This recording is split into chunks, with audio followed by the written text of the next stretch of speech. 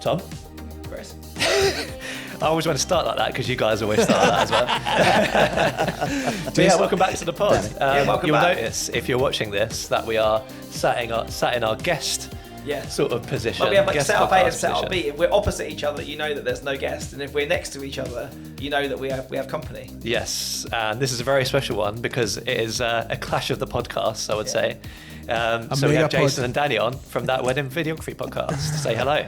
Hello. Hi guys, how you doing? Megapod activate. Very well. This is like the ultimate podcast right now. Isn't it? Joining And, forces. well, firstly, I think you should really say that I'm really glad that this is happening. I think just the fact that I think there's people kind of build up these kind of communities or rivalries or whatever, but it's really nice to have a joint episode with two podcasts that sit in very similar fields, and I think it's a good kind of thing that's happening. Yeah, it cements that like collaboration over competition. It's not just in the videography, but it's in this as well. Like I listen to all of your guys' episodes. I know you listen to a few of our other episodes as well. So it's just nice to have you on and have a chat. Yeah, I mean, I've been listening to your pod for ages, but I think but I think that point you raised there just about the whole community over competition. I think we live and breathe that just generally day to day anyway, and obviously on the pod and stuff like that. So yeah, hell yeah, let's get on the pod together. Yeah, I mean, neither of us would be in the position that we're in now if that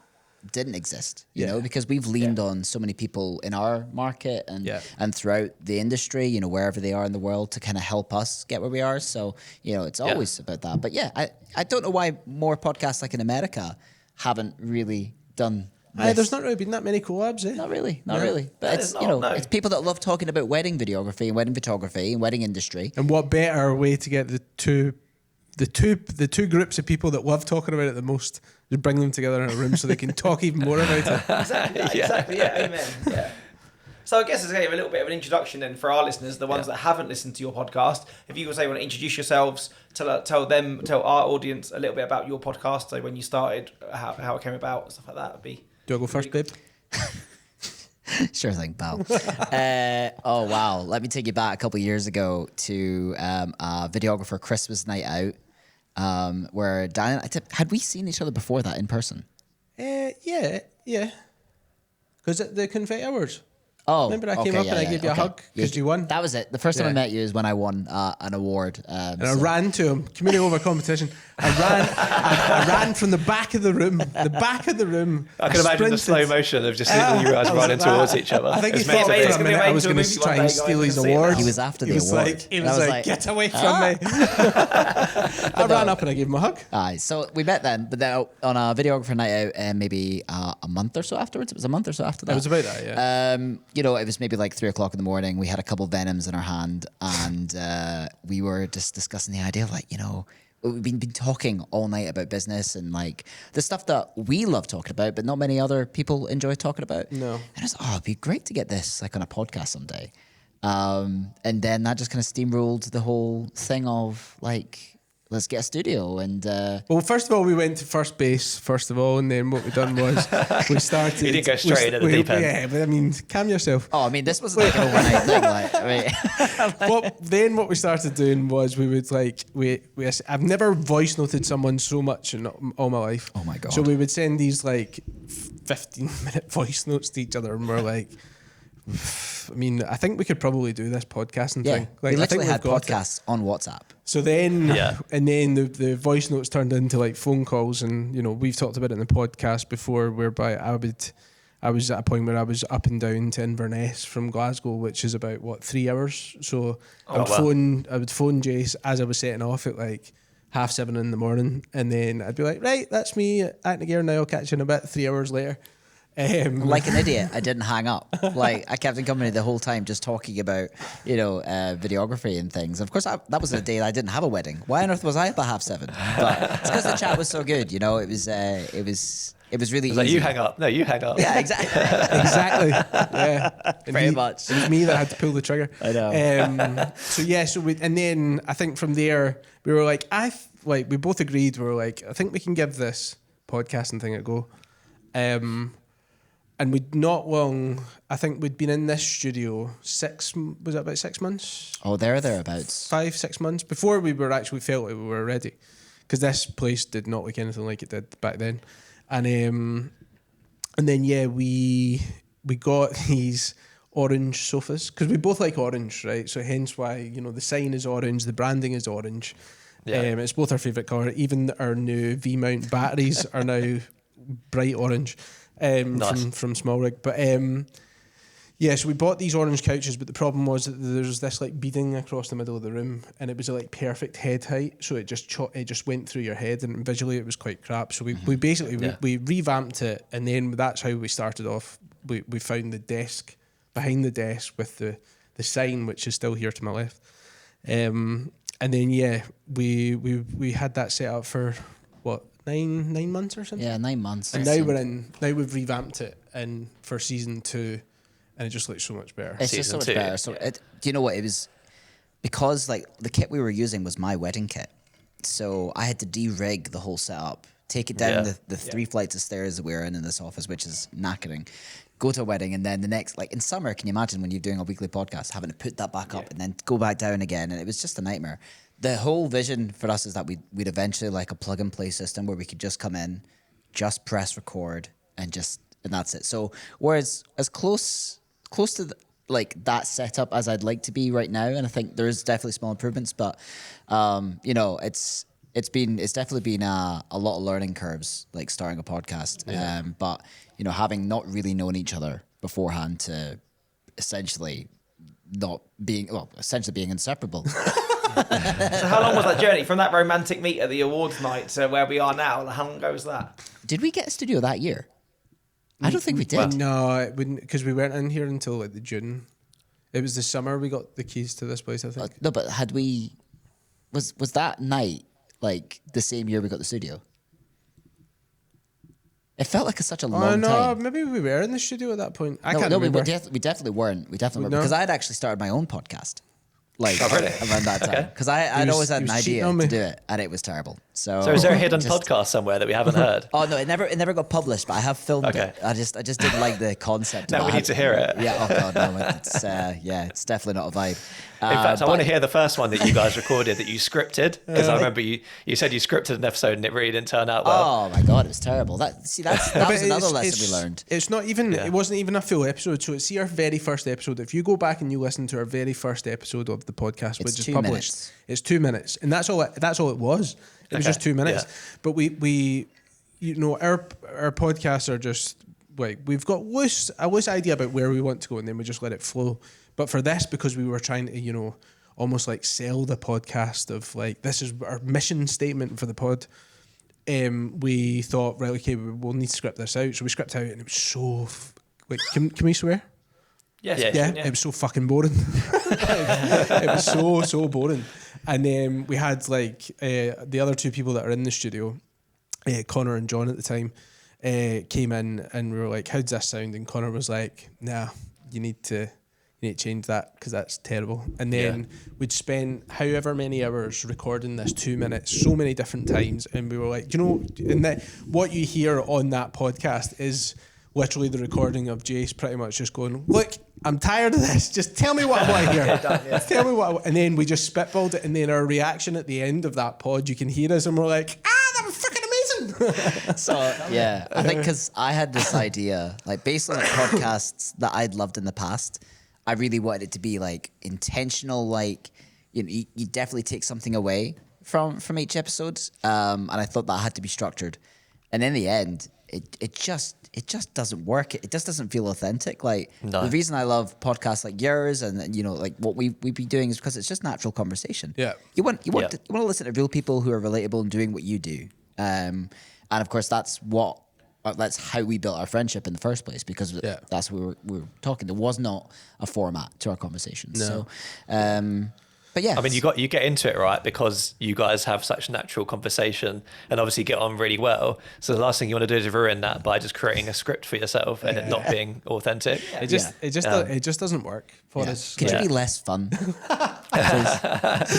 you enjoy yourself just a little bit less? We love like your setup and like it looks incredible, honestly.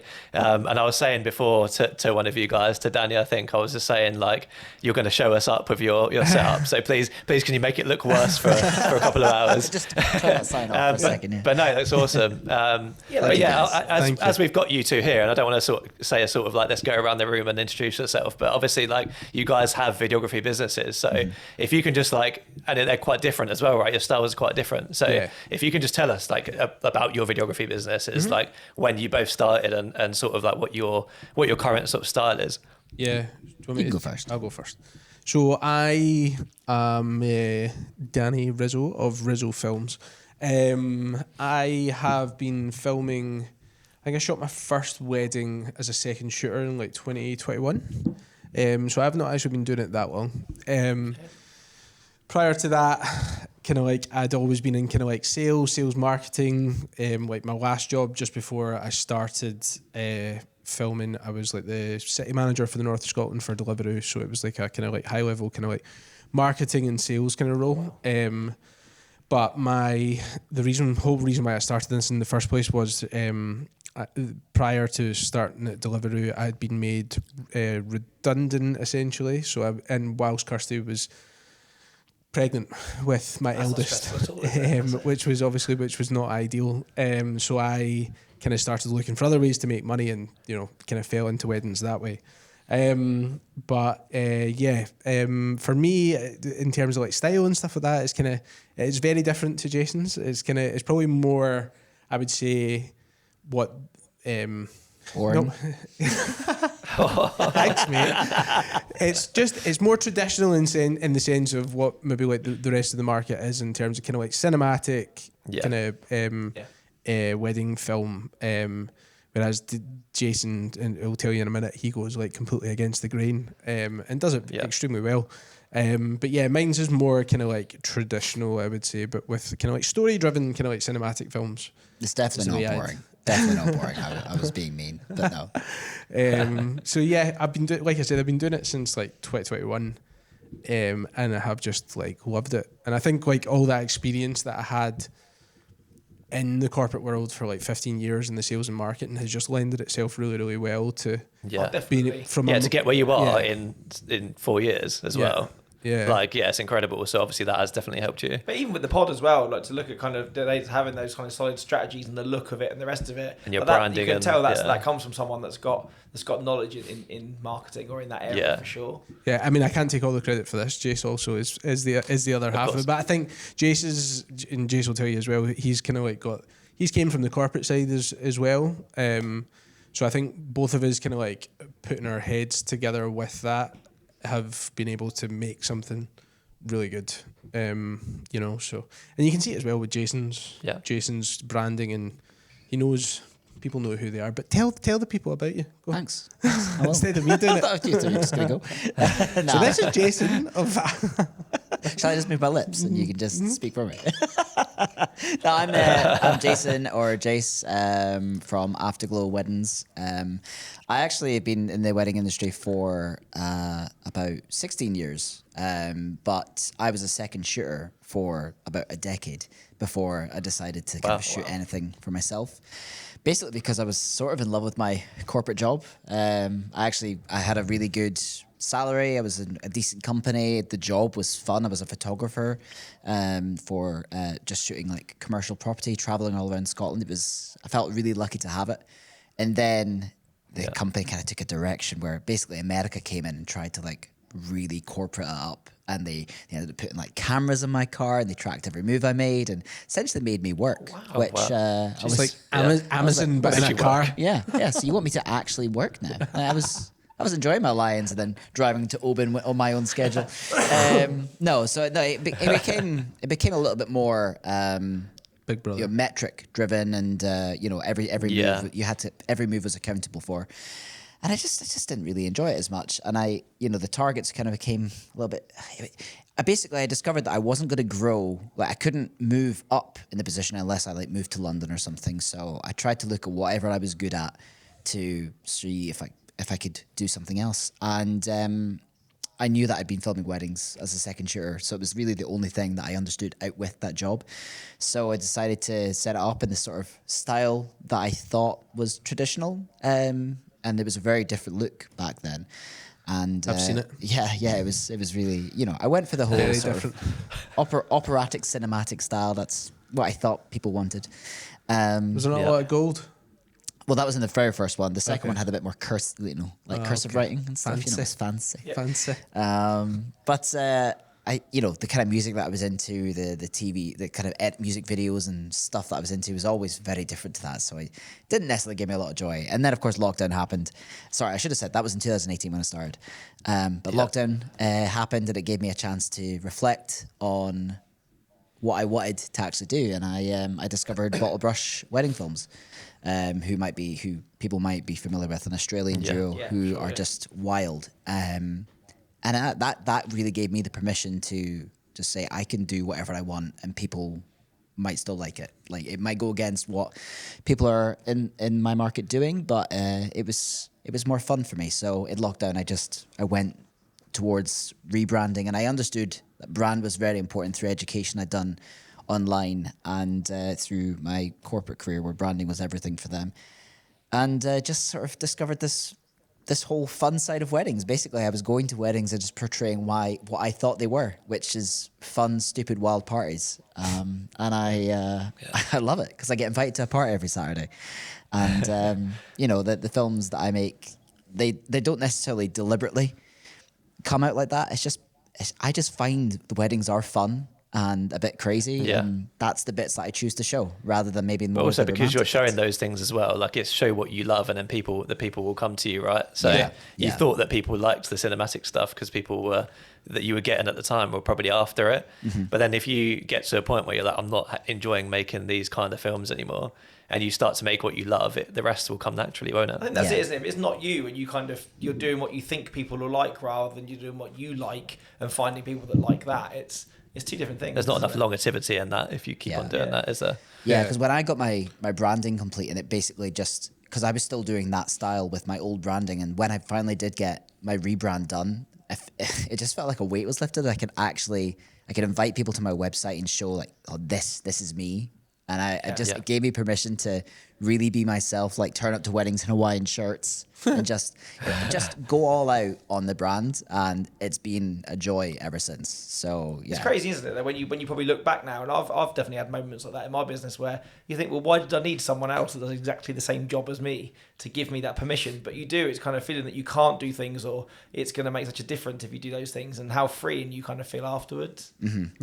Yeah. I think as well, when you go that bold as what obviously Jason has, because if you've not had a look at, if you've not seen Jason's like website or that, I encourage you to go and have a look at it, because it's brilliant. Like the branding on it's unreal. But it's like unashamedly like Jason at the same time. Like, he's basically just it's like it's a deliberate branding choice, because he's not only trying to attract the people that he wants to attract, but completely repelling the people that that he doesn't want to bring or attract. And it just does such a good job. Mm-hmm. That's definitely an advantage, because it means that the inquiries, the inquiries that I get, that they've already been sold on the idea. So the conversion rate is a lot higher than someone who maybe gets double or triple the amount of inquiries that I would get. So it's a lot less work on that end. When the calls on, they've already really been like, and I get a lot of people who have followed me for a while who, when they eventually get engaged, say like, I'm ready. Yeah. Are you free? So I think even that point there, like, because I get like way more leads than what you get, but my conversion isn't nearly as high as what yours is, because your conversion's super high because your branding has almost done like all of the work for you. Mm-hmm. Yeah. I don't know. So the episode that will come out after this one is I kind of had this idea of like kind of creativity. Is like technology stifling creativity, and we batted that around, and kind of the idea that there's so much out there now, or people consume, not as kind of creatives like us, but also clients, is there's so much out there which looks the same now, and I think you've got to do that branding even harder. About to really out. Be individual. It's so important. It's like branding's like it's just as important as having like good quality wedding films in our case, or good quality. I'd say it's photos, more important. Or more important, totally. Because you could be like a, you could have two people, person A and person B, same level. You could even have person B as maybe a slightly inferior photographer or videographer, but if they've got better branding than person A, I guarantee you person B is going to get booked up more. Branding is like SEO, but for human interaction. Like, if someone was to say to someone, "Hey, do you know anyone who's got a fun, quirky wedding video vibe?" If anyone's heard of my brand, they're going to say my name. Yeah. And it happens in the videography community all the time up here. So branding is what people say about you when you're not in the room, and it's more than just like a logo. It's your whole persona online. It turns everything. It into a feeling. Yeah, exactly. You know, like Danny's films are like traditional, but he's got on his social media, he's got a really kind of warm family vibe to it. So there's like a lot of people who have young families who are getting married that are kind of attracted to that whole nostalgia part of it, and that's. But I think as well, it needs to feel authentic, doesn't it? Or people see that and say that you're, a family man, and you're going to be that same guy if they've got, their kids at their wedding or whatever, or if they know they're planning a wild party and bring someone along that makes violin-based slow-mo films. It's a disconnect, isn't there? So they're naturally going to gravitate. Don't get me wrong, I do like a party. I'm not one to. When you say traditional, you're an upbeat traditional. Yeah, I'm modern traditional. Modern. Yeah, it's not boring. It's not slow and dreary. It's still. It depends. It depends. I mean, I can do both, but I think I do prefer. I think my music choice plays a lot into that. Like it's more. I would say it's more modern music, which.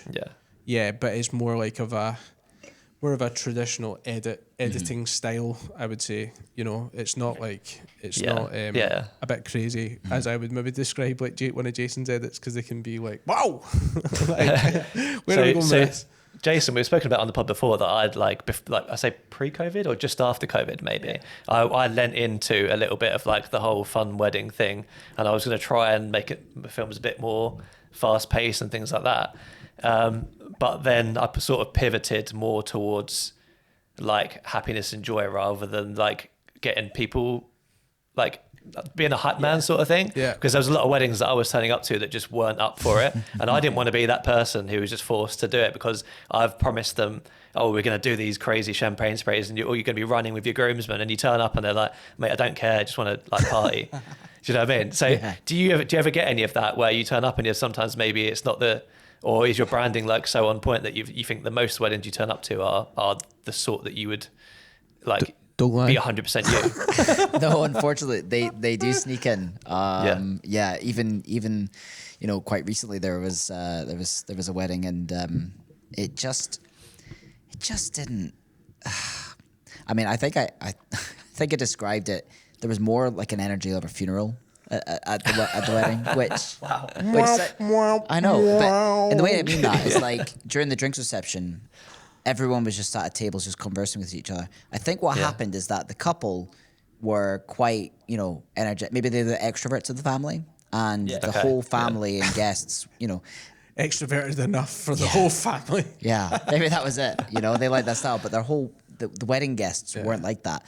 And maybe that could have been, I could have done a better job with vetting that. But, I would say that it's regardless of how good your branding is, that stuff like that, I would argue and say that stuff like that is still going to pop up from time to time. It's never an exact you're never going to know. But here's the thing as well, like when I said that, I'm creating films, not just making them my style for the sake of making them my style. Like if there's no champagne sprays, that's fine. If I will showcase the film through whatever way that I saw it. Granted, I didn't make it like a funeral film. I did still make it fun, but I showcase. When you're in those drinks reception moments, when there are people sitting around tables, people will smile eventually. If you hold that camera on them for 2 minutes or something, they will smile, and then you've got a room full of smiling people. So it still looked like a fun event. I'm still focusing more on the bits where I see people having joy and having fun, and that's what I'm focusing on. So granted, it might not be a wild party, but the whole point of having an afterglow film is that you're gonna feel like there was like an energetic party. Because that's the bits I'm highlighting. And that definitely shows. Yeah. I think that really does highlight sort of branding, isn't it? And when you say about having your conversion rate quite high, I've noticed that similar for what I do. And I'm not saying my films are like any particular niche as such, but I think the branding is like for me, it's like we don't make dark and dramatic films. Don't expect it to be put to violins and things like that. Like if I've niched into that, it's going to be bright, vibrant, joyful. It's not. There's going to be barely any, if any, black and white and things like that. And so my conversion rates ended up quite high as well because of that. So whilst if you're just making films that you think are the films that people expect, you might, like you say, get lots of inquiries. It might be that there's a few others around you that are doing the same thing. So do you think, like Danny, that over time you might come to like a certain part of your work so much that you would niche down into that, and sort of maybe it just requires a little bit more time to find what that is? Or no, I don't think it's that. It's purely because of the sheer volume of inquiries that I get is more why my conversion's low. Like I've had 120 inquiries since the start of the year. That's insane. I didn't have that many in the whole of last year. I think that was how much I had last year, around that somewhere. So that's why my conversion is lower. I wouldn't say, because I like,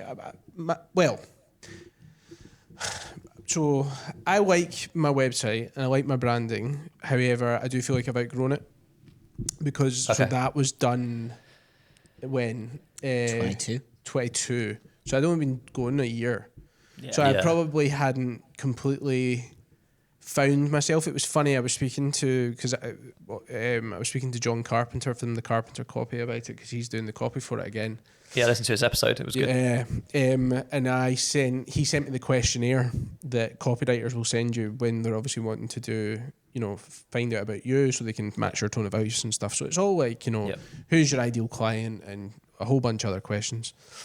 And I remember looking at that questionnaire way back in 2022 or whenever, when I got my current branding done, and I looked at it and I thought, I don't know what to put for it.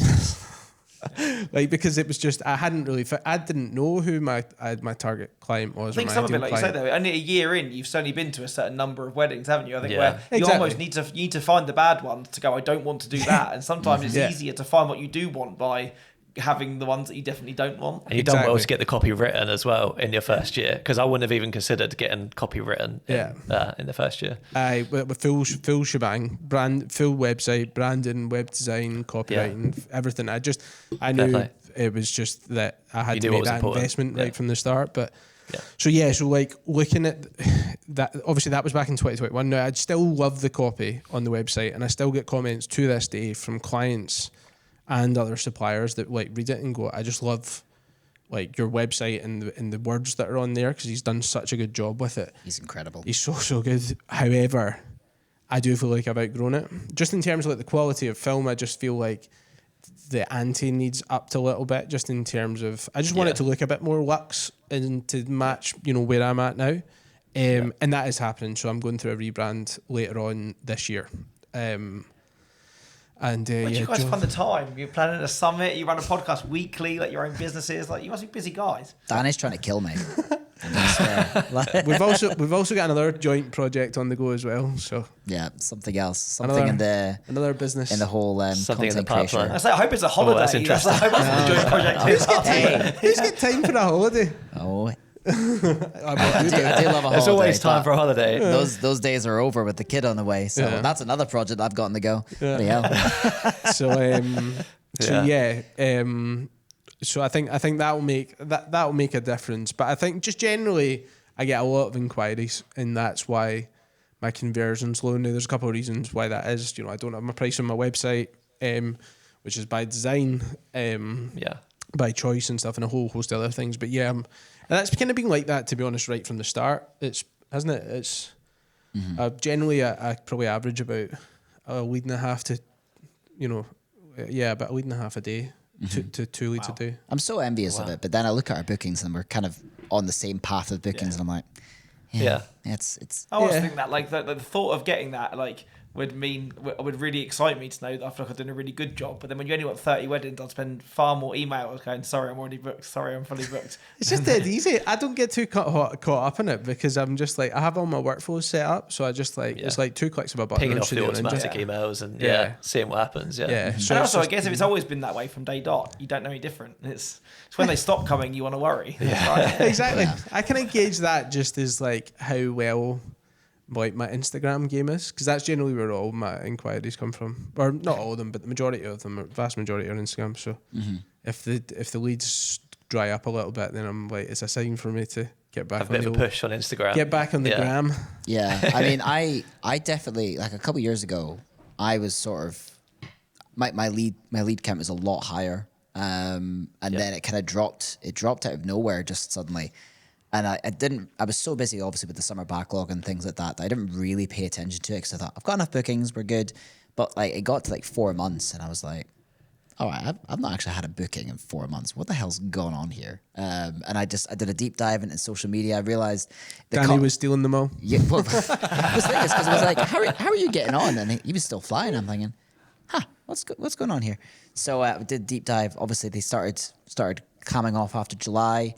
In July that year, I had posted on Instagram 18 times. In August, I posted once. In September, I posted twice. You know, there was a direct correlation there. Plus, my my packages and stuff didn't kind of fit the bill of what was maybe required anymore, or matched what my clients were kind of expecting. So I remember in January just overhauling everything, posting every single day on Instagram. And that was the beginning of the record year. So it was. There definitely is correlations. Like if you see things aren't working, something can be done. I think you can always look at. There's something else you could be doing. Yeah, a lot of the time there's something you're missing, isn't there? Yeah. And I think it was in Greg's episode on Monday that you did, where he sort of said you can easily blame, what the industry or whatever. Or, it's so easy to blame everything else. And of course there are, it is an uncertain time, but there's always something that you're missing. So. Yeah, it's an easy cop out just to say it's everybody else's fault and not mine. Yeah. Mm-hmm. But it's like that's where you take the accountability. Yeah. And because we've had like mentoring calls with people kind of like reaching out as part of like the podcast and stuff, and saying maybe like that their lead volume and stuff like that is down, and then you go and have a look and the last time they posted was 6 months ago on Instagram or whatever, and it's like it's that tough love conversation that I think some people need to have. I think some people just sort of expect their brand to be visible online, but how many people are posting online every single day? Like, although you're in front of your brand every single day, you're the only person thinking about your business at all times. Yeah. Other people, if you want to tell other people about your business, you have to go into a room and shout about it. You have to show up. Yeah, exactly. Yeah. No one's going to find you if you're not going into rooms and finding other people at the same time. That's it. Yeah, there's that many of us now. So many. There is.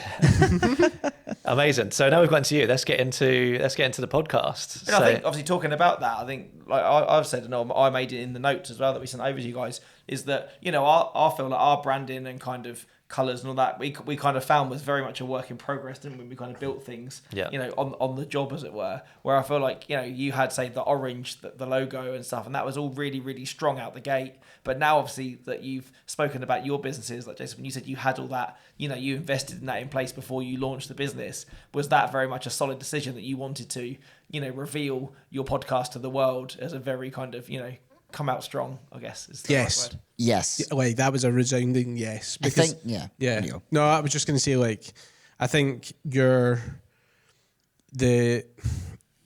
timing of, I guess you want to be memorable, and we didn't want to just like launch the podcast and almost do like a soft launch of let's see if this works. We were kind of like of the opinion that it's going to work, and if it doesn't, whatever, but let's just give it the best possible chance to succeed right out the gate. And the best way that you can do that is obviously by, really, when you look at, like, obviously now we've started season 2 and we're in this setup, which looks so much better than the last setup. We look at it now and kind of go, oh my God, that looks terrible. But it still was good, obviously, for the time, because before we were just behind a desk, we had this kind of like material sign, we had the logo on it, and now obviously we're in this, it doesn't look quite as good, but for the time we were really pleased with it. I loved how that looked. The logo and stuff like that, like the branding was spot on. We got that done by Sophie, who's also coming to the summit as one of our industry pros. So is John Carpenter, by the way, who we also done our copy for the website. So we did make an investment on that front. Like when it came to the website, certainly which is a risk, isn't it? Let's be honest. You know, when we sat here and that the podcasts in our industries are probably not going to earn us too much back from the beginning or at all. So to lay down sort of the investment like that at the beginning is a brave move, isn't it? The only thing we've invested in so far is the microphones, and that's literally all the money we've spent on this podcast. They're expensive enough. Sure they're expensive enough. 2 mics in the recorder. I mean, I wasn't quite sure what this looked like as a business. I just knew that it was something that I really wanted to invest a lot of time in to see what could happen from it. And the topics that we were going to be talking about it was our experience from our wedding business. Yeah. And if we're talking about how much we've invested in branding and how much we care about, the visibility online, I think it was important for both of us to have that represented in our podcast. Yeah. Because if you were doing it for your wedding business, but not for this, which, it is a business, but we didn't quite know what it would be when we started. We had and sort of that visions. that wasn't the idea. It wasn't like the going into it and treating it like a business from the off. The genuine reason why we wanted to do it, and the whole reason why we started the podcast in the first place, was just because there was nothing that's at the time, obviously Coda and that is here specifically for videographers.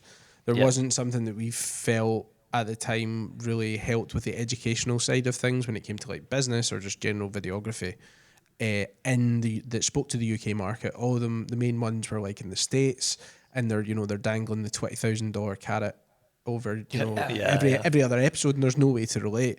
So that was our reason for starting the pod, because we wanted to like help people and give people a space that they can down come to the point episodes where there's like a short digestible episodes where we try to aim them to be under an hour. When we're just talking, it's usually about half an hour to 40 minutes. Just something quick and easy to digest that you can, thought-provoking, that you can commit to weekly. Yeah. So that's what we wanted for the UK market specifically. So that's why we started it. Yeah, but as Jase said, if we're on an episode talking about branding and how important that is, if we didn't have decent branding or we hadn't made that kind of like investment so that it looked good enough, certainly for where we were at the time, bearing in mind it was just us putting the money into it, then I just felt the topic would land on deaf ears, Mm-hmm. It took a bit of time because we got our branding done. It was sent to us in January, and our first episode didn't go live until April. So remember when we did our first practice run of the podcast, it was November. So it was 6 months of us actually working on the podcast before anything actually went live. But I think it was... I love how different that is. So I remember getting a text from Chris going, "Oh mate, I've been thinking of starting a podcast. I think you'd be a really fun guy to do it with. Are you up for it?" I was like, "Yeah, come on over. We'll see what happens." Yeah. And that's it. We recorded the pilot the next week. And then I think at the time, we decided on the name the day before. Yeah. We've done branding workshops and we sit here with absolutely no branding. Well, we've got a basic brand for this pod, but yeah. I think everyone online will say just start. And there's absolutely levels to that. But for me, just starting was having the things in place, start by getting those in place, and then we'll figure the rest out once that also happens. you guys are clearly quite business savvy, right? And so it's a whole thing you've got going on there. I think all the podcasts that are in sort of our area now are all fitting into different niches. Like you listen to the Creative Commune and it's mainly just a chat around a dinner table. It's the same with me and Tom. The camera is literally sat at the end of the dining table and we're just having a watch sort of thing. Obviously Coda's more interview based. So it's more getting into nitty gritty of someone's videography. And then you guys have that sort of really good business mentality, digestible chunks, and the summit coming up where it's clearly a business that you're running as well as the podcast. Yeah. Mm-hmm. Yeah. I love the landscape of the UK podcast now. I remember when I started the business in 2018 and I typed into the Apple Podcast, Wedding Videographer Podcast. And the only one that was going about, I think it was called Wedding Film School or... Was it How to Film Weddings? No, they weren't there. They started later that year. It was Wedding Film School. Oh, right, okay. How to Film Weddings actually only started 2 months after I launched my business. Right. Okay. And there was only 8 episodes on this Wedding Film School, and I listened to all of them, and I'm like, okay, that's okay. And then I never heard from anything again until How to Film Weddings blasted the advertising everywhere, and then I just invested heavily into them. just love. There was anything really from the UK. There was a podcast. There is still a podcast. They were on a show recently, Perspective. But they're not anymore. Yeah, they focus more on photographers. So it's like their whole reason for beginning was, they work with photographers at weddings, and other photographers don't get a chance to work with them. So it's their perspective of how they work. So there wasn't really anything for us, and that's. So we thought we'd go and make it. Yeah, but now the UK has all these options, which means anyone starting in this industry, like I was in 2018, can come here and feel there's so many places of relatable content, and it's an exciting time to be a wedding videographer in the UK now. Yeah, there's so much content out there now. It's great. Yeah.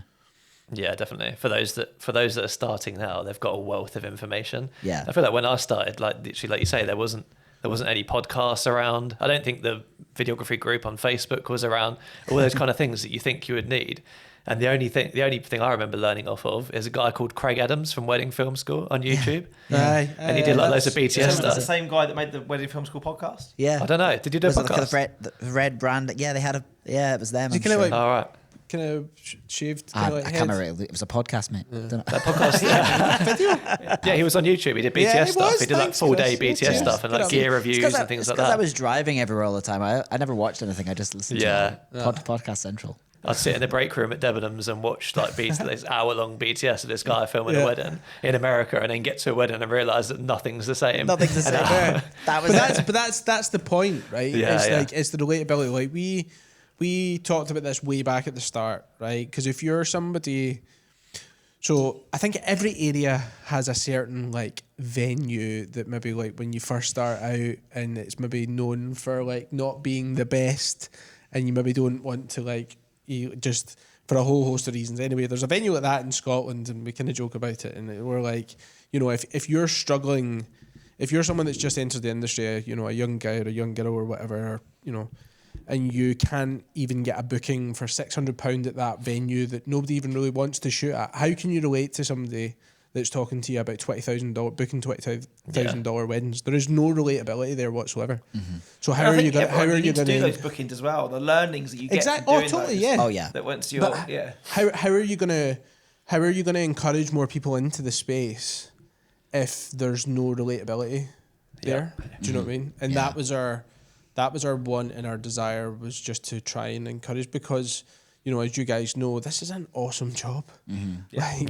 It's such a good job. Like, having been in the corporate world for 15 years and been in the rat race and like doing quite well at the rat race, but even still, I just wanted out, and to have this, it really just feels like you've cheated at life almost. Yeah. Because it's just. Yeah. But even the fact that we're sat here now just having, a casual chat on a Wednesday afternoon, and that's like, this you is can work. Definitely sign it off as work rather than doing work. something marginally more difficult. Working. I'm 100% working. I kind of forget Kirsty, my wife, would laugh probably at that fact. This isn't work. It is mental. But it is. It's work. This is our work. Yeah, this is mental. Look at us. This is our team meeting. It is mental, actually. Yeah, I do often forget that.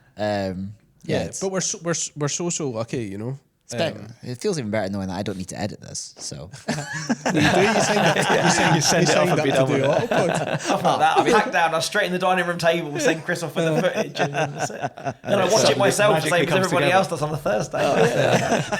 I think as well with the whole American podcasts and their education platforms, like I've invested so much in American educators. I didn't actually go down the whole route of like Adam Wing or anything. It was more American educators I did. And I remember they would always talk about lighting, and their goal was to make you a better filmmaker, which ultimately the techniques they were talking about would absolutely do that.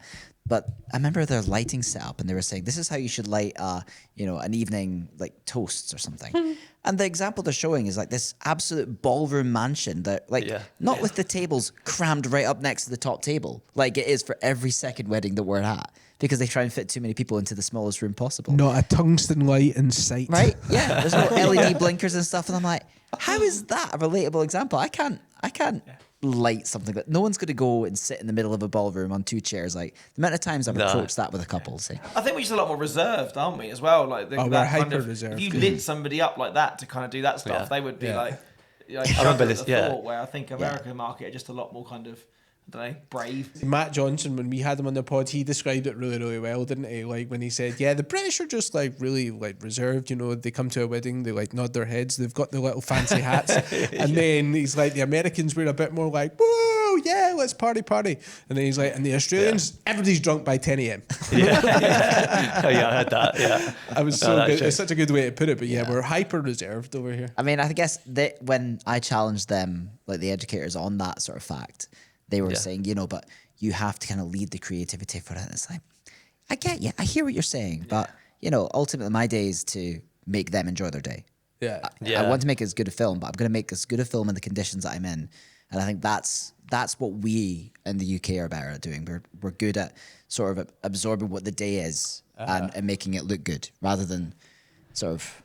I think we become better at using what we've got, right? Rather than having to set up these fancy setups. And, you know, I watched a YouTube video about a lighting setup for toasts or speeches, an American video, and I'd never done it before. And I remember rocking up to a wedding venue and being like, if I'm going to do it, it's going to be now. And at the time, and going up to the bride and groom and being like, I'm just going to set up some lights because it's really dark in here and I'm not sure I'll be able to capture speeches very well otherwise. And he went, fuck off, mate, it's not a film studio. And it's like, right, okay, that's not what I expected.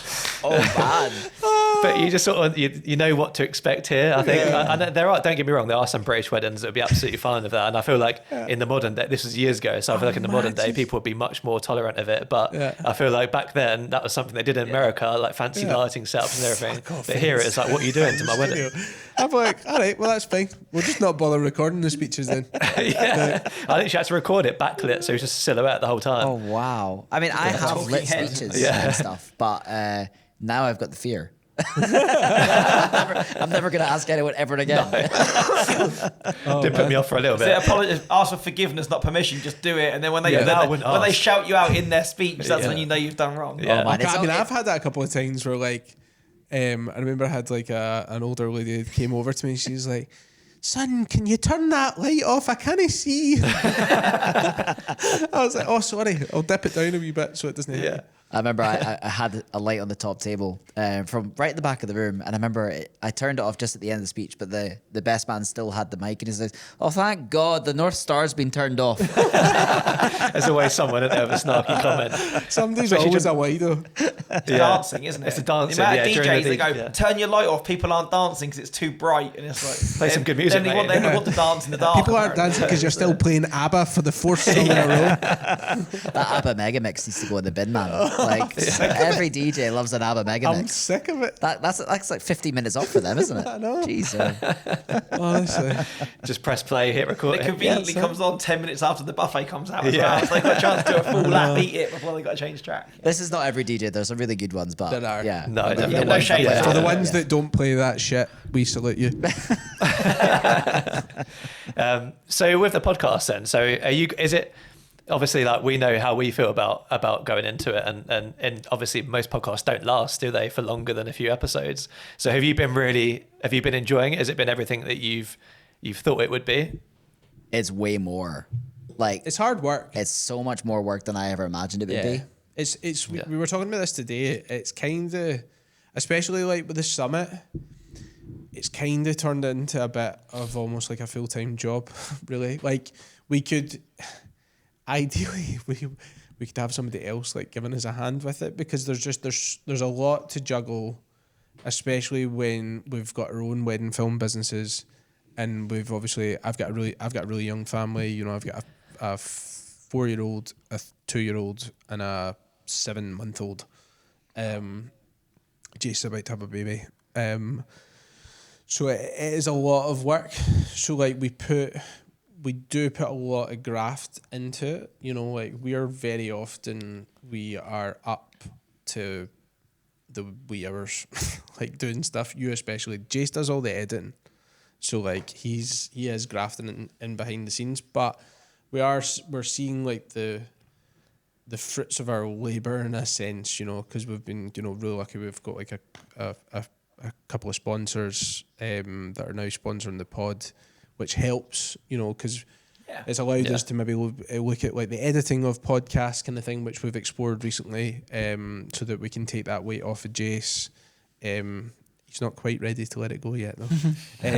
But we're now in that position where it's starting. We've got a bit of an income from it as well, which is good, which continues us to keep going. So I think it makes it easy, doesn't it, to justify the hours when you know that it isn't just all a passion project. Yeah. I mean, I think I'm well aware of things don't just happen overnight. If you want to, looking at other podcasts and stuff that have been going for like 5 years and where they're at now, I think I can see why people who do podcasts alone can struggle, and like why some podcasts would fail.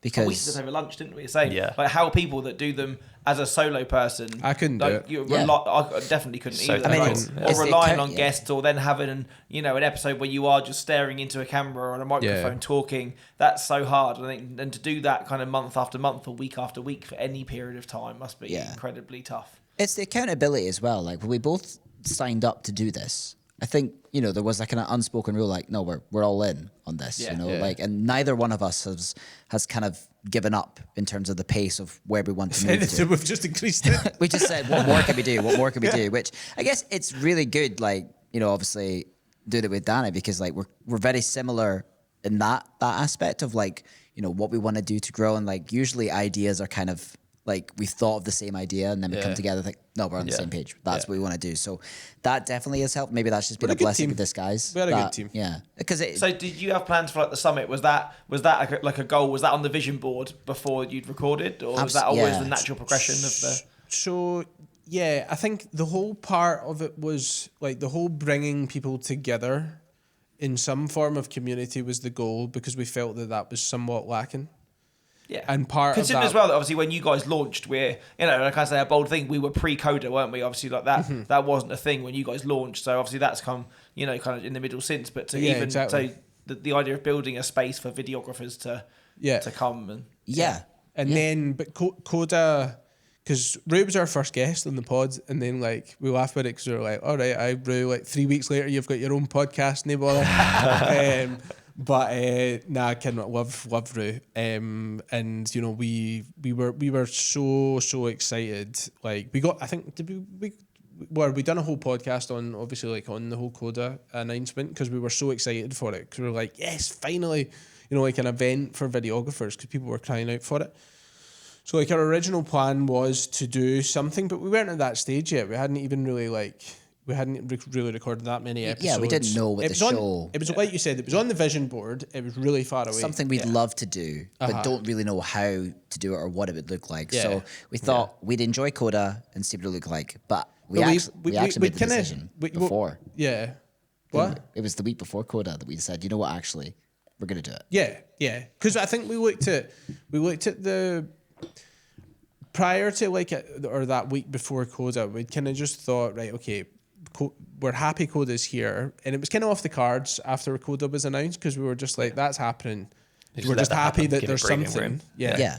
We're happy with that. But then I think what we started to look at was like, Coda sold out so quickly, and there was people on the waiting list for it. So we thought, do you know what? There is probably more of an appetite for this in-person educational event than we maybe anticipated originally, and that's when we started to put the wheels in motion. Yeah, and start designing an event. Like in the months before like that, we were deciding what kind of event, what would an event actually look like? Would it just be a day of talks, or would there be, like what information we get from podcasts? Would you like to have a one-on-one conversation that someone who comes on a podcast could give you? Like I discovered Michaela, who's doing our ads, like the ad sort of presentation. I discovered her through a podcast. I would love to sit down and talk to someone like that. And so having an event where it's not just having presentations, but opportunities to talk. That's kind of where the idea of our summit bit was kind of designed before we even decided that we were going to go ahead and do it. And I think that's a big thing that's worth pointing out as well. Obviously, I'm sat here as a photographer with 3 videographers, but both of the speakers that you've mentioned so far are neither, are they? Obviously, you've got John from Carpenter Copy, who's a copywriter, and then Sophie, who's a website designer. An industry expert. So they're things that all of us use. So it's not to say that because you guys run a videography podcast that that the people that are photographer listeners and other industry listeners are they're not going to have use if they came to your summit. Oh, totally. I think if anybody has an interest in some form of like filming, because like let's not get away from it. The 4 main speakers that are going to be doing the full presentations on stage are videographers. Now, they're not all talking about videography things, but because, for instance, we've got Josh, who is from Luna DeMille Studios, who is talking about cinematography, so that is full on video. However, there's prep. It could be. But I mean, there's no getting away from it. His talk is on videography, but then you've got like Adam, who's talking about the client journey and selling yourself rather than selling the film. Yeah, that's transferable, isn't it? Transferable. There's there is Greg, who's talking about social media and kind of like utilizing ads to target your ideal customer. Again, transferable. And then there is Matt, who is going to be focusing on YouTube. So Matt Johnson, who is based in the States, really big name. Which is a hell of a coup for a first summit to get. Yeah, that's impressive. Yeah, love it. Yeah, that was a big swing. It was. But we still got the sales magic after 14 years. Still can do it. Yeah, through education that we've done in the past, like in America, like there was some certain contacts that connections. we had some connections there. So, but it's still a big deal. Like, and we were, Matt was one of the first names that I'd suggested that would be really good. Yeah. And we didn't attempt him first. We sort of think, should we go for it? I was like, we're not getting Matt Johnson. I was like, it's just not happening. Send him a voice though. Like, Send him I was like, Jason, I don't know why you're bothering, man. We're not getting Matt Johnson. And he's like, let's do it. I'm like, yeah. Fuck Luckily it. enough, you had purchased his Da Vinci course, which meant that you had him on Instagram. I had his email. Oh, did you? Oh, yeah, nice. You had him there, yeah. But you sent him a voice though, didn't you? Yeah, but I was already in his DMs. Yeah. So contacts slid in there first, then dropped the voice note afterwards. That was the so no, it was good. And then obviously, as you say, like, yes, okay, it's called That Wedding Videographer Summit, and the podcast is Wedding Videographer because that's who we are. But that doesn't necessarily mean that someone who is a hybrid shooter or a content creator or we actually have a content creator. We have a content creator coming. Yeah. And I'm pretty sure there's a couple of hybrids that are coming as well. Yeah. Like these events are for people who run businesses within the wedding industry, who want to get better at marketing, who want to get better at communication, who want to just make improvements in their business. Granted, videographers are probably going to get the most value of it because everything is relatable to them, but there's still a lot more. And networking is always the thing that's just never on the agenda. But that's, I mean, if anyone who is at Coda, like, I know there's so many people that like will be coming to this event probably purely for the networking. Oh, 100%. 100%. Rather than anything else. 100%. It's the FOMO that I had from Coda was all from the networking. I was like, I wanted to go and have drinks the night before and go to the stable after. I mean, how often do you get a chance to be in a room full of people who actually understand your daily concerns, your daily troubles and strifes? Like that's, like you can talk to the family at home about it, but they often just glaze over it thinking, I think, a lot of the value of it comes imagine in having meeting. a work conference that you actually are buzzing to go to. Yeah, in the corporate world, a if massive we're like, party we're going afterwards, to the conference, and I'd be like, oh man, I cannot be bothered with this. I'm going to have to like go between tables and do team building games and all this crap. I mean, forced fun. Forced fun. Whereas this is going to be fun. We've got that. We've got the whole educational piece. And then in the evening, we've got a killer party with a DJ, going to be like some funk house, funk disco kind of music. Stuff that you can still talk to, but if you want to have a boogie when you're talking, you can do that too. So, it'll be good. I mean, at Coda, like the talks are amazing, but there was something about the social that just made, it was like all of the UK videography community coming together in a way that they've not done before was mind blowing, right? It was amazing. It was helpful. It was motivating and that kind of thing. And I love that you guys are doing the summit, but you're doing it in your own way, in that you've got those sort of industry experts there that you can, which is, something we haven't seen before as far as I know, that you can go and actually chat to outside of the usual talks. Yeah. Was that inspired by like your visit to Ireland that you did? So there was inspiration from being for those of you that don't know, Jase and I attended the wedding filmmaker workshop that was ran by Emma Kay Films, who's a really successful wedding videographer based in the States, and Runaway Vows.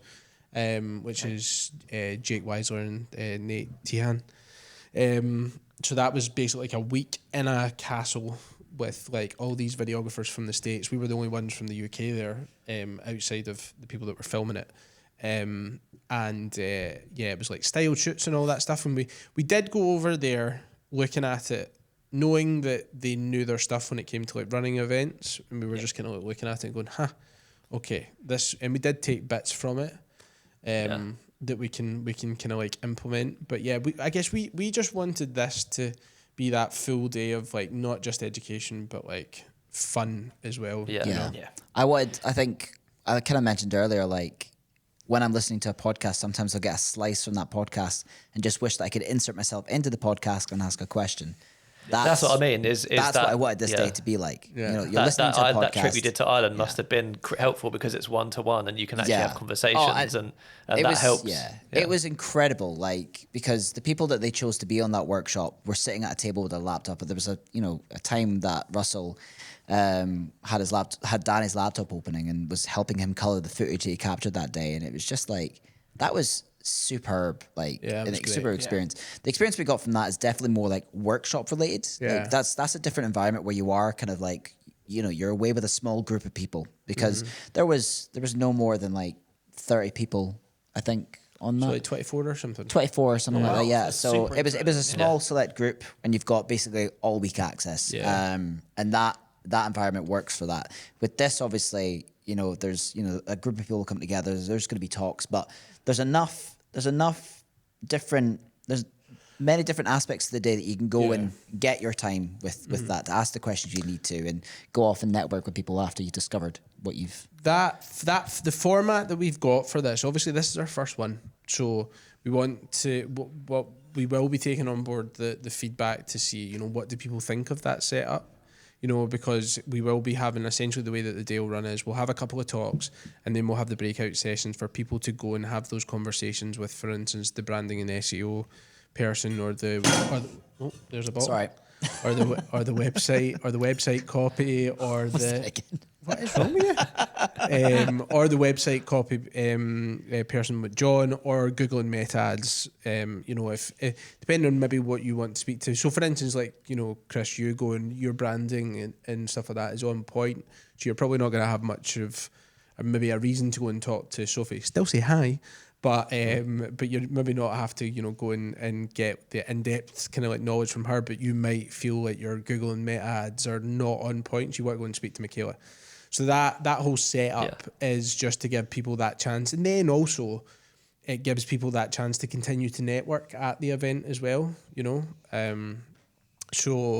that format, it is new. It's not, I don't believe it's kind of been done like this before. So I haven't seen it. Yeah, we will take feedback on board from it just to make sure that the format works for it. And if it doesn't, we can maybe look at altering it. But we want to give this a shot because we feel it could work really well.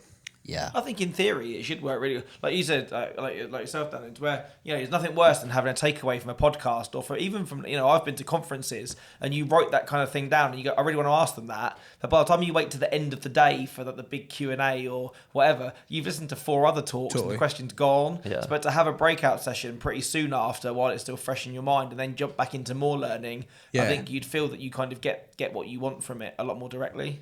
Mm-hmm. Totally. Yeah, it's something actually. Like, I didn't even think of that, but like when the station pros are doing their thing, a talk will just be over. So another station pro you can go to is actually someone who's just finished a talk. You can ask the questions immediately there. I didn't even think of that as simply, but we are gonna set it up, because I believe that there's an app that you can download, and it's like it will house like questions and stuff like that. So we will take questions for like the speakers at the end of the day. Oh, that's good. Yeah. Just because just with the timings and stuff like that, we're going to keep questions to a certain part of the day. So that means people, as soon as they think of it, they can put it into the app, and then we can get it, and we can get the questions asked to the people on stage. But yeah, it's exciting though, like just with it all kind of like coming along, Have you found that obviously look, we're still sat here kind of a few weeks away from it though, but it's, we've talked about, your background in marketing and branding. So getting to people to buy tickets and doing the rest of it, I imagine is a similar skills, but event management and booking venues and kind of all that stuff how have you, so that's new. How have you taken that? That's all new. It's been a really fun learning experience. I'm glad that I now have this on my CV, or being part of it. Definitely helps to know certain people. What do you need a CV for? We're not going back to employment. Do you know what I mean, though? It's I just, that's done. I think at the beginning of 2024, event planning wasn't on my bucket list. No. But it's, I like hosting. There is a lot to it. We've actually got to the stage now where we've had Monday team meetings. Oh, yeah. So we actually are now having team meetings on a Monday. Okay. We're for an hour, and we use a software called Trello. It's basically, just for organising stuff, and then we give each other tasks and stuff, and then we're like, okay, let's get that done, just so that we can try and tick things off, because we started talking about it and we're like, oh yeah, we still need to do that. Oh yeah, we still need to do, oh crap, we need to do that. Oh shit, we've not done that. There's genuinely, I couldn't believe there's actually that many little things to do just to get them ticked off the box, like graphics that need made, like banners that need made, measurements sent both to of someone. Which still need made, Jason. Yeah. That's on next week. Pretty sure pull up the Trello board, add it all. I know. It was you that missed your Trello notifications last week. I know, but I made up for it the other night. I was up to 2 a.m. I went into the pure zone and I ticked so many things off. Don't worry, I'm cramming my dedication, my notifications into the last 2 days of this week. So. I don't want to add fuel to this fire, but I'm sure about half an hour ago we were talking about excuses and accountability. And then, do you know this is what happened, right? So I think it was 2 weeks ago that we realized there was a few things we hadn't actually done. I think I said to you, right, we need to have meetings or something like that to just hold us accountable for something. And the first meeting we had ended up being 2.5 hours of just ticking off everything that we needed to do and then deciding what was going to get done that week. And it was a really good week. I felt like at the end of it, we really achieved something. Apart from the fact he said that corporate Danny started to come out. Corporate Danny's a real thing. He's terrifying. Should I say the story about the ticketing software? You can do it if you want. You can't tease something and then not say it. You've got to say it now. That's it. Honestly, this corporate Danny is terrifying. This is because obviously he was a manager for years, something that I've never done. I'm good cop. He's bad cop if it needs to be. So let's just put it out there. I am mainly good cop, but I just I'll just if it needs to be. I'll call out bullshit if it needs to be called out. We were, for this summit, we were looking at a ticketing app because we thought we had no idea how when people get their tickets, how does that work? And we got sent one of them, and the software wasn't great, and all the marketing would be done through this app, and they basically said to us that when all of your people who buy your ticket, you download our app, they'll use our app every week to kind of get updates, and I was like, I don't think they will. And Jason in the back of his mind saying, I don't think they will, but we're going to have to sign up. I was like, okay, he's taking the time to give us the call and stuff. It's going to cost a lot of money for each ticket. But, and Danny was like, I'm really not impressed with your product. I was just slipping out of my chair. Just sinking in. Homer Simpson me with going into the bush. Either was I, but I'm too much of a... but otherwise you would have had us paying about however much money it was per ticket. It was so thousands. I was just it was going to be thousands. I was like, I'm not really impressed. I was like... I'm so glad you're on the team. It was up to Jason. He'd be like, yeah, take my money. I don't care. Let's do it. I'm all about that. Just take my money. He would have said yes. He was going into the call saying, we're just going to do it. I'm a salesman. I'm a salesperson's dream. I literally buy anything you throw at me. Yeah. So no, I was like, no, we don't need that. Thank you. Yeah. Not impressed, sir. No. Yeah, I think my wife's like that as well. My wife's a salesperson dream. Yeah. When we were planning our wedding, I remember going to wedding fairs and people would come up to her, we'd already booked a car service to take us to the venue and that. And people would come up to her, a car person comes to her and be like, all right, are you interested in this? She'd be like, yeah, I am actually. And go over and talk to him. And I'll come over and I remember there's one time when I was like, so Kate, why are you talking to this guy? We've already got one booked. And she went, oh, you can't tell him that. I was like, well, why are we wasting time here? She's about to book another one just to drive there with nobody in it. I was also 2 minutes late to last week's meeting, and he chinned me for it. So Corporate Danny came out. No, Corporate Danny. He gets a punny next time. I know. Hopefully Corporate Danny comes out on the event as well. No, it'll be fun, Bobby. Yeah, Danny. fun Danny. Yeah. Fun just Bobby behind, Dan. just backstage, just me getting a slap. Yeah. You make But it sound as if with I'm a all pure this stuff terror. said though, it's you are like you said, you've learned these skills for the first time. Hopefully that this summit will, I'm sure it will be a massive success. Are there already plans for next year so that you're not relearning these skills then and you can roll it out? The speaker list has already been confirmed. Oh, interesting. And That's it's, exciting. And it's massive. Is it more people than this year, or is in like massive as in like At the people? present, Size it's of the people? same number of people, but yeah, We might add one more. We may add one more, but at present, yeah, there's some big names in there. Oh, It's interesting. exciting, isn't it? Yeah, We ain't good stuff. saying That anything. kind of exclusive. We literally can't say anything. Yeah, but we can't say anything just yet, but you will Come at the summit and come you'll at the summit, find you'll out find on the out. day. I was going to say, yeah, a few drinks down on the night, you'll be. Oh no, we'll be releasing. We'll be announcing it. We'll be Okay. announcing it at the summit. So, Yeah. but yes, it's. Are you going to try and compete with Rue, where he had 2/3 of the coach tickets gone by the Before the time end of the that day, everyone yeah. made it to the bar that day? You're going to try and think go for a anyone can full compete with sellout Rue, man. before the first beer has been done. Yeah. Now, honestly, we're just buzzing that the people that we've got on board are wanting to be a part of it. I think that tells us that we're doing something right. Yeah. Oh, you are, yeah. And we are just happy for that to continue as long as it can continue, because we're in it for the long haul. Yeah. So we've put the hours in. we're I like we're that gonna the perk continue is to that put them I in. get a free ticket to the event. Yeah. That's Yeah. honestly Yeah. I think Rue said that about Coda. Like he was just delighted that he's managed to organize it so he can go. I feel exactly the same. Like it's I'm genuinely buzzing to attend this event, even though like I'll be listening to the talks. Like so it's 100%. Yeah, you still get all the I'm absolutely information. going to get value out of it as well. So it's Yeah. that's one of the best parts of it for sure. And you've had the extra bit of having interviewed all of the industry professionals as well and gotten even more information from that. So Yeah. I think Well, I that's think, that's going to be also so the best thing valuable. for me as well. Is you can pick all the speakers that you want to hear from as well. That's the best thing about running your own summit, Yeah. right? Is that Cherry I sit pick. sometimes in a room at a conference and go, I'd really love to hear that person speak. But Yeah. that you can almost then say, like you had your vision board at the start of the pod, and if you'll doing meet the Matt summit Johnson, was one just of contact them. Matt Johnson. But to have, to do a summit and go, well, who could we get to speak, or who Yeah. would be our dream people to get to speak? That's a cool thing to have. Yeah. I do think it's quite mad that, ever since I've had like cameras for filming weddings, I've always gone to Matt Johnson to set them up for me, because he's got videos like giving you tutorials on how to set that up for a wedding. So he's set up every single wedding camera that I've had, and the fact that he's flying over to Scotland to I can't believe that, come hang out, to be it's honest. absolutely Yeah, insane. he set up my Still- Tascam yeah. as well.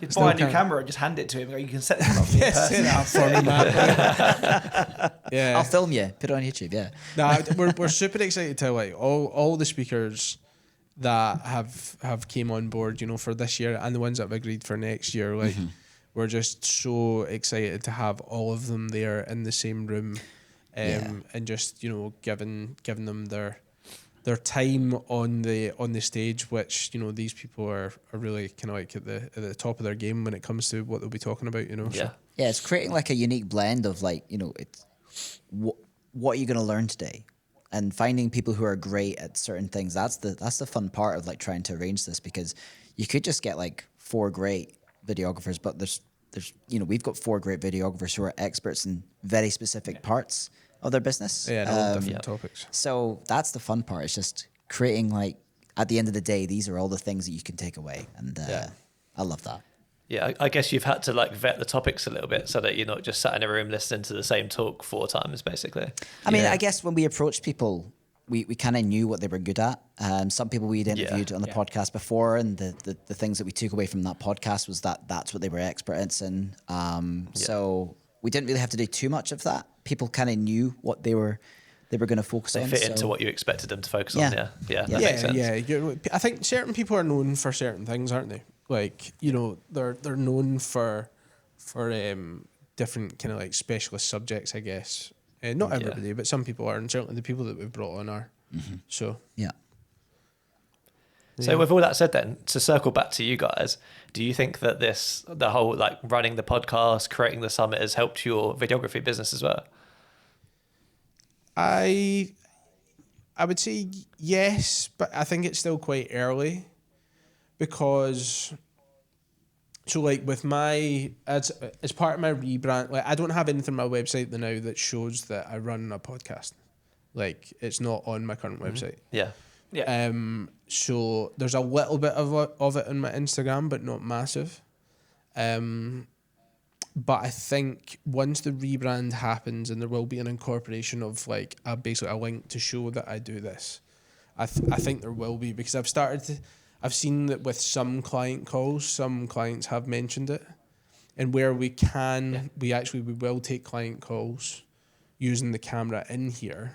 And I think it does help a bit. I think it helps just show us more of like an authoritative voice in the space kind of thing, which people like. But I wasn't sure if you meant. But it's more of like if you've learned anything from having your conversations with guests or conversations with each other. I thought you were meaning in terms of like leads and stuff. Yeah, no, because I've had like people comment on it, so I thought that's what you meant. But now people mentioned it sometimes at weddings, but it's never got me a booking, I don't think. But no, but I think overall it helps with the perception. 100%. Like if you know. Oh, I think so. Surely, if they think that you're imparting advice on other videographers, that has got to give you a base level of. Or think that you know what you're talking about, doesn't it? Perception but whenever you do a client call and that's in the background, they go, "Whoa!" Yeah, that's it's a good talking point. It's a good talking point. But on that front, it definitely has, because I think you take something from every episode, don't you? There's definitely something from every episode, and it just kind of keeps you inspired. Like earlier when I said about that time when I hadn't really been posting on Instagram and things were kind of, not kind of turning over for me. Had I been doing the podcast then, I would have been inspired weekly. Like because I do a lot of research on like the Instagram pages of people and get inspired and see loads of new ideas. And you're getting introduced to so many people that you haven't heard of before as well. Because we obviously know our markets quite well, but I'm not really familiar with the Southampton market, for example, like the Portsmouth market or something. So you meet people from all over the UK.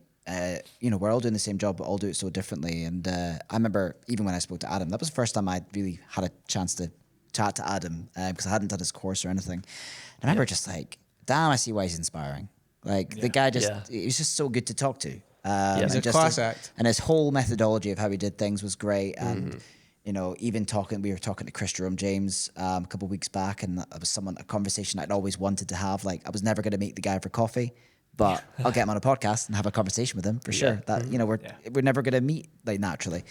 It's just great. So I love having this in my life, and I think the business is definitely benefiting because I'm hearing from the people that inspire me every week. I think that is exactly what I was getting at, to be honest, because we sit here on our own most of the time, just me and you, but even then like we'll be talking about things and you'll say something and it's like an aha moment for me, like, oh actually maybe I do need to do this, or maybe I shouldn't be doing that, and obviously we've had guests on which has been pretty similar in terms of like we've not had a lot of guests on, but when we have had someone on, it's been about a very specific topic. And like I know we recently had an episode with Hannah McGregor, and that was just like so enlightening in terms of hybrid shooting and how photographers could like implement video, and that's something I knew nothing about, and it was quite educational. But just how my business has changed as well since me and you have done this. Definitely, I think, or like you said, having that accountability to, especially I think there's definitely times over the summer where we've, Chris has turned up at my house like a shell of a human, and I've pulled him up, and there's days that I've opened the door to him a broken man, and he's kind of dragged me through, and we both, and luckily I think both of us have had those wobbles at different times of a season, but knowing that we're only ever a couple of weeks away from sitting down and doing this, it always makes us feel better about our own businesses.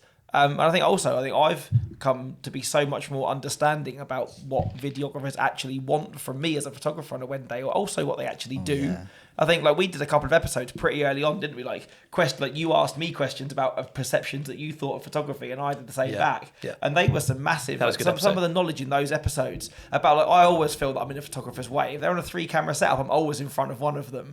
But like knowing that maybe that's not not as big a thing as I kind of feel like I'm in the way, or you saying things and that. And those episodes for me, like when I worked then with other videographers, I just felt like I was so much sort of more clued up to working alongside them. Yeah, I totally get that. I can imagine you getting a load of value because, you know, I would love to get in the mindset of a photographer and think, you know, what am I doing to make your day more difficult? Like what? Because, you know, ultimately you want to have the best relationship you can with a photographer. They're most likely going to be with the people that recommend you over any other supplier. So, you know, having a great working relationship with a photographer is definitely, like, if I ever have a second shooter, I'm like, do whatever they say. Like, don't get in their way. Like, do not ruin this for me. Yeah, that's definitely high on a priority. So, like, that access that you've got to this, you know, it'd be invaluable. And even like, you know, a few weeks back on your podcast, like, you reminded me, Chris, to do my journal for the year. Because I hadn't done it yet. And I'm like, I do it every year, get it done. Chris has done it. And he's, well, I hadn't done it at the point where the episode came out. I only did it last week, but I said I was going to do it. Well, yeah, you reminded me to do it. So that's where. But again, though, keeping ourselves accountable as well, even for each other. Like, I feel that sometimes it's easy to stand here and preach to others or to tell them, do this. And sometimes it does give you that prompt, doesn't it, to go, oh, shit, I haven't done that myself, actually. And maybe I should get that sorted. Yeah. Yeah. Yeah, we're good for that, for kind of just, you know, especially even between us, just kind of like keeping ourselves accountable for stuff. Yeah. And like, right, get that done, Jason. Yeah. Hurry up. But sometimes it's really easy to see something as an outsider in somebody else's business when you can't see it in your own. It is, yeah. Where I've had times like Chris said to me, Tom, I saw you change that. Like, what the hell did you do that for? Like, it was better the way it was. Or stuff like that. And I think, like, you've told me to change some stuff as well. Like, what are you calling yourself this for? Don't call yourself that. You're not that. Yeah, I think I remember having an episode where kind of mid-episode, I see like this light bulb go off above Chris's head, and then when we stop recording, it's like, what I think my ideal client is, I don't think actually is anymore. Yeah. Like, there was a moment where everything changed. Literally, we like felt it in the room. I don't think anyone ever fully knows all the answers, and I think that's you know. I think that's because the goalposts change all the time. Oh, they change all the time. Yeah. Like imagine someone actually had it all figured out. Like boring. It'd be boring, wouldn't it? Yeah. It's the journey. The journey's the fun, right?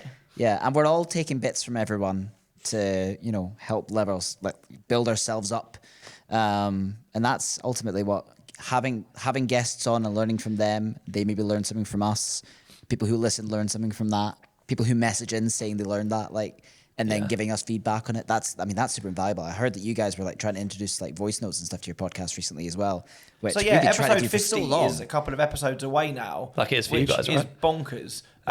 And so we're going to try and just say all those people that hopefully we've given some little learnings from, or those things, try and get them to kind of give us some messages, and so we can play all those out. And again, really kind of home back to that community kind of aspect of it, really. And we've been trying to do that for ages, and it's like it's a slow burner. Some people send them in. Mm-hmm. We do have a few banked that we need to make episodes about, which will be great. We've used it for like for episode ideas and stuff, but yeah. But we can learn from as much from you as you can from us, essentially, like, because we're all in the same boat, and we're all trying to, like, you know, that rising tide raises all ships quote.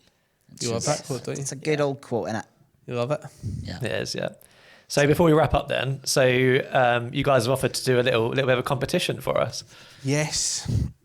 So we are, just as a little collaboration, are going to give one lucky listener out there a free ticket to the summit in Glasgow on April 1st.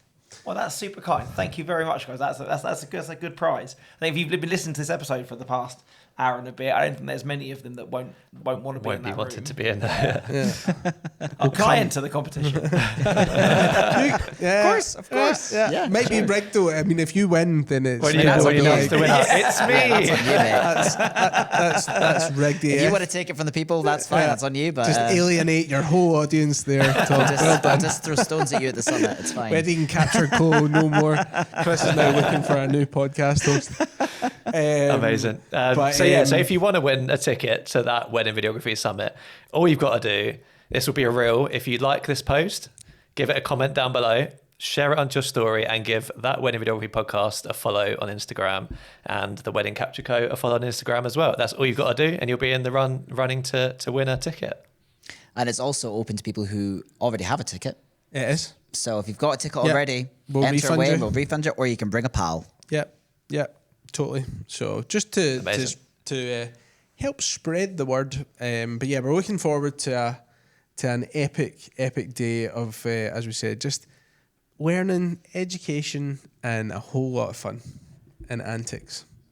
So yeah. Again, so for those people that have been living under a rock and don't know when it is, can you give us the date, the venue, the rundown, and that sort of stuff? We've been talking about this summit for ages, and give us the marketing. Yeah. The it's 1 the minute biggest marketing April Fool's joke going.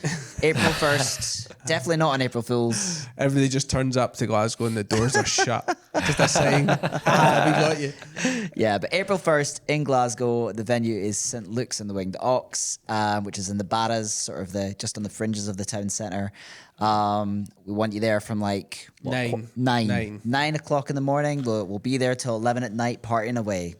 So yeah, because everything's in the same venue, which is really good. Oh, that's good. But obviously people will probably want to go back to their hotels, but it's quite, the actual venue itself, it's on the fringes of the city centre. So they, quick 5 minutes, 10 minutes in an Uber to the hotel. And then come back for like the evening party after they've maybe had something to eat. But like lunch will be provided. There's like a buffet lunch, which we just added on, which originally wasn't in the plans for the ticket, but because we've had, our awesome sponsors, which we should really call them out as well, VidFlow, who, a lot of, our videographer listeners out there will know who VidFlow is. That's how we deliver our wedding films, in our opinion. It's the best on the market. And brideandgroom.video as well, who are like a video editing company that Jase and I both use, for our wedding films. And they will be there in person as well. They will. Yeah, just speaking to people and just trying to get the lowdown. So yeah. So yeah, that's your lot. April 1st, Glasgow. Stuff. Be there. April 1st, Glasgow. Be there for sure. Yeah. Well, thank you for coming on, guys. Yeah, it's been really cool to chat to you guys. This has been a blast. Again. Guys. Yeah, you too. Yeah. So if you want to check out your guys' websites and Instagrams, let us know where we can find you. Yeah, so website is twvp.co.uk, and our Instagram is at That Wedding Videographer Podcast. Using all available 30 characters. The original plan was to call it That Wedding Videographers Podcast, but you the remember. S was too long. So we had to drop the S. But we had all the branding done with the S already, so I had to go in and Photoshop and remove the S from everything. It was such a pain. Go through the whole website design and remove everything. Oh, so when the neon arrived, you just came up and just snapped the S. Sliced the S off. You got an S somewhere, neon S. Pretty much. Amazing. Yeah, well, again, thank you for coming on. Yeah, we really appreciate it. No, I'm going to end thank you, this guys. the same way that you guys end yours. I've been Chris. I've been Tom. This has been That Wedding Capture... No, it hasn't. That Wedding Capture Code podcast. We'll end it there. I love it. Name change. Bye, guys. for listening. Thanks for watching. Wedding Capture Co. This has been Wedding Capture Co. I've been Danny. I've been Jase. See you next week. Oh, in 2 weeks. Yeah, Oh, there you 2 go. weeks. You guys nailed it. We were doing so well.